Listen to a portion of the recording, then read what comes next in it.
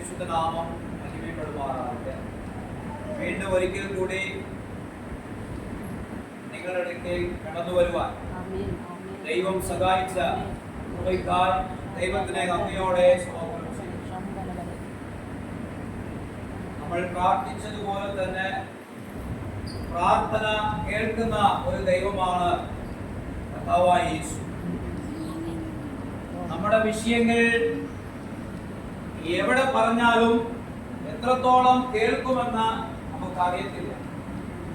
എന്നാൽ കർത്താവായ യേശുവിനടുക്കൽ പറയുമ്പോൾ ദൈവം ആ വാക്ക് ശ്രദ്ധിക്കും, കേൾക്കും.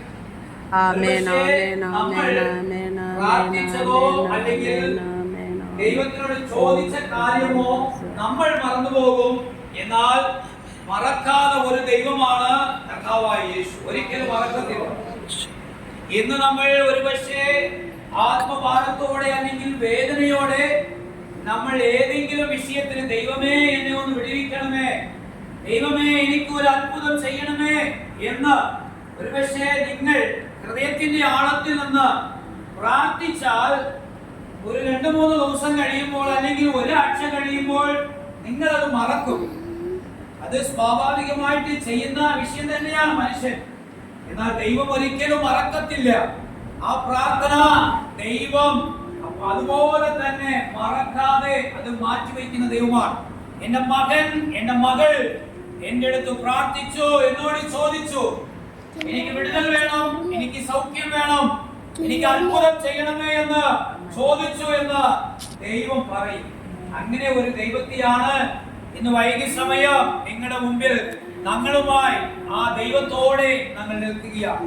ഈ ദൈവം നിങ്ങളെ സൗഖ്യമാക്കും. വിശ്വസിക്കുന്നുണ്ടോ? ആമേൻ, ഹല്ലേലൂയ, ഹല്ലേലൂയ. ദൈവം സൗഖ്യമാക്കുന്നേ, ദൈവത്തിന് കഴിയാത്തതൊന്നുമില്ല, ദൈവത്തിന് വിടുവിക്കുവാൻ കഴിയാത്തതൊന്നുമില്ല. അങ്ങനെയെങ്കിൽ കർത്താവായ യേശു രോഗികളെ സൗഖ്യമാക്കി, കുരുടന് കാഴ്ച കൊടുത്തു, മുടവനെ എഴുന്നേൽപ്പിച്ചു, മരിച്ചവനെ ജീവനോട് എഴുന്നേൽപ്പിച്ചു എന്ന് ഒരിക്കലും ഇങ്ങനെ ഒരു വാക്ക് നമ്മൾ കേൾക്കത്തില്ലായിരുന്നു. ഇതിങ്ങനെ കേൾക്കുന്നുണ്ടെങ്കിൽ ഈ ദൈവം ചെയ്തതുകൊണ്ടാണ്, അത്ഭുതം ചെയ്തതുകൊണ്ടാണ്. അതുകൊണ്ടാണ് അത്ഭുതത്തിന്റെ ദൈവം എന്ന് പറയുന്നത്. അവൻ വിടുവിക്കുന്നവൻ എന്ന് പറയുന്നത്. അവൻ ജീവനുള്ളവനാണ്. കാരണം മരണത്തെ ജയിച്ചവനാണ് കർത്താവായ യേശു. ലോകത്തിൽ ആരും ഇതുവരെ മരണത്തെ ജയിച്ചിട്ടില്ല. എന്നാൽ യേശു മരണത്തെ ജയിച്ചു.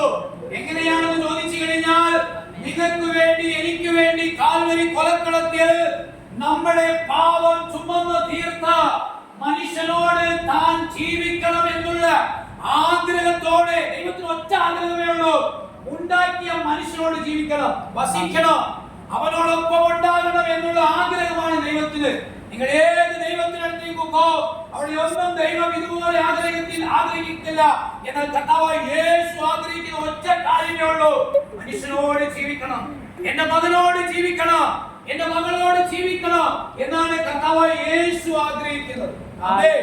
അതുകൊണ്ടാണ് നമ്മളൊക്കെ ഇങ്ങനെ സ്വാതന്ത്ര്യമായിട്ട് കർത്താവായ യേശുവിനെ വിളിക്കുവാനുള്ള ഒരു കൃപ ദൈവം തന്നിരിക്കുന്നത്. അതുകൊണ്ട് ഞാൻ വചനത്തിൽ നിന്ന് ഒരു കാര്യം, ഒരു ചെറിയ സന്ദേശം നിങ്ങളുടെ മുമ്പിൽ പറയുവാൻ ആഗ്രഹിക്കുന്നു.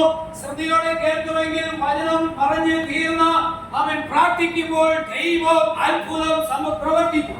Hallelujah, hallelujah. ഇന്നലെ ഞങ്ങളുമായി പെരുമ്പാവൂരിന്റെ അടുത്ത അപ്പുറത്തെ പട്ടിയിൽ മച്ചം എന്ന് പറയുന്ന സ്ഥലത്തേക്ക് ഇതുപോലെ രോഗമായി ഒരു ഭാഗം മുഴുവനും തളർന്നു കിടക്കുന്ന രോഗികളിലേക്ക് ആ ആന്റി ഇങ്ങനെ എപ്പോഴും എന്നെ വിളിക്കുമായിരുന്നു. പാസ്റ്റേ ഒന്ന് പ്രാർത്ഥിക്കാൻ വരണം, പാസ്റ്റേ ഒന്ന് പ്രാർത്ഥിക്കണം എന്ന് എന്നോട് പറയുമായിരുന്നു. ഞാൻ കർത്താവിനോട് പറഞ്ഞു, പാസ്റ്റേ നമുക്ക് ഒരു ദിവസം പോയി നോക്കാം എന്ന് പാസ്റ്റർ പറയുമായിരുന്നു. അങ്ങനെ ഞങ്ങൾ ഇന്നലെയാണ് അതിന്റെ അവസരം ലഭിച്ചത്.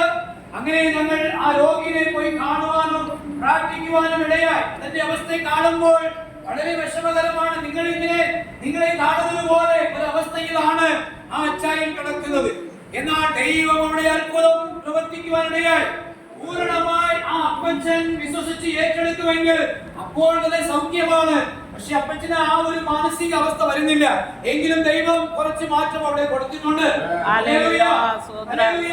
വിശ്വാസത്തോടെ അതുകൊണ്ട് ഇന്ന് പറയുകയാണ്, ഇവിടെയും ദൈവം അത്ഭുതം ചെയ്യും.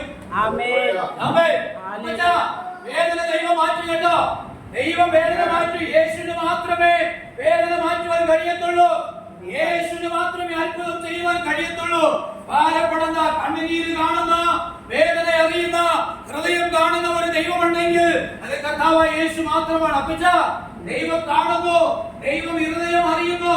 അപ്പച്ചന്റെ ഹൃദയം എങ്ങനെയാണെന്ന് ആർക്കും അറിയില്ല, യേശുവിന് അറിയാം. ദൈവം അറിയുന്നു. അതുകൊണ്ട് ദൈവ സന്നിധാനത്തിൽ പ്രാർത്ഥിക്കുന്ന വിഷയം ഒരിക്കലും നിങ്ങൾ നിർവിസാരമായി അല്ലെങ്കിൽ അസാൾട്ടായിട്ട് അല്ല ഇത്രയേ ഉള്ളൂ എന്ന് നിങ്ങൾ വിചാരിക്കരുത്. നിങ്ങൾ ഒരു വാക്ക് പ്രാർത്ഥിച്ചാലോ ആ പ്രാർത്ഥന കേൾക്കുന്ന ഒരു ദൈവമാണ് കർത്താവായ യേശു. ഹല്ലേലൂയ. ഞാൻ ഒരു വചനത്തിന്റെ ചില കാര്യങ്ങൾ മാത്രം പറഞ്ഞിട്ട് നമുക്ക് അവസാനമായി എല്ലാവർക്കും വേണ്ടി നമുക്ക് പ്രാർത്ഥിക്കാം. ആമേൻ. സ്തോത്രം. ലൂക്കായുടെ സുവിശേഷം 19-ാം അധ്യായത്തിൽ 19-ാം അധ്യായത്തിന്റെ 1-ാമത്തെ വചനത്തിലെ ചില ഭാഗങ്ങൾ വായിക്കാം. സക്കായിയെ കുറിച്ചുള്ള ഒരു സംഭവമാണ്. സക്കായു ആൻഡ് യേശു, ഇവർ രണ്ടുപേരും തമ്മിലുള്ള ചില കാര്യങ്ങൾ നിങ്ങളുടെ മുമ്പിൽ ഞാൻ പങ്കുവയ്ക്കുവാൻ ആഗ്രഹിക്കുകയാണ്. അവൻ എരികോവിലെത്തി കടന്നു പോകുമ്പോൾ ചുങ്കക്കാരൻ പ്രമാണിയും ധനവാനുമായ സക്കായി എന്ന പേരുള്ള ഒരു പുരുഷൻ യേശു എങ്ങനെയുള്ളവൻ എന്ന് കാണുവാൻ ശ്രമിച്ചു. യേശു എങ്ങനെയുള്ളവൻ എന്ന് ഒരു